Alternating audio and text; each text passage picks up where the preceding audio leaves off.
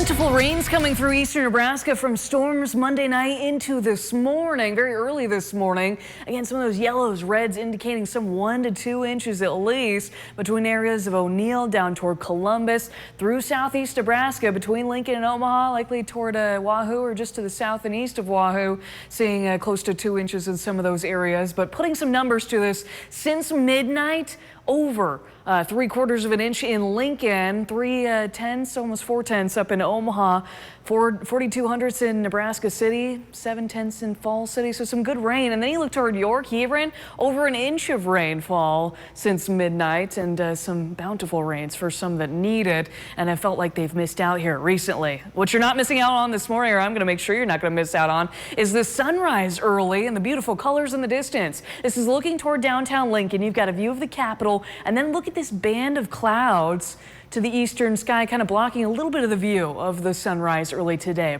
Pretty cool looking view all the way around from our Very Law camera. With temperatures starting out in the 60s this morning, we're at 66 degrees, specifically here at home in Lincoln, 64 in Nebraska City, also 66 degrees in Beatrice, right at 64 or 63 degrees out toward the Tri-Cities. High temperatures for Tuesday nearing normal once again for this point in July, upper 80s to around the lower 90s. Humid again in the afternoon, very warm. I think the heat index could be a few degrees higher, but it will be tolerable for this Tuesday. As you look at dew points this morning in the lower and almost middle 60s, better than the upper 60s to around 70 degrees that we could be in at this time of the year. And we've seen recently winds are around 10 miles per hour, if not less, throughout the area. There could be some areas of patchy fog developing after the rain we've seen recently, but I think some of the cloud cover is actually limiting some of that potential too.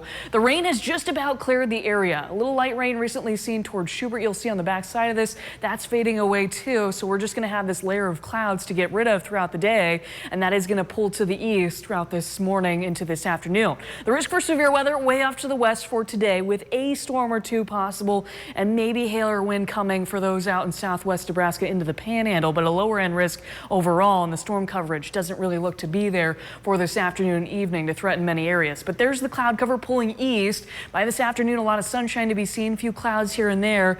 There's maybe the storm or two we're looking at later today out that way, but a lot of us staying dry and clear into Tuesday night. Then the risk for severe weather does change, of course, in the coming days, and we still have daily chances for storms going throughout the middle and end of this work week. Still lower end threat, a marginal level 1 out of 5 risk for areas of western and central Nebraska for Wednesday.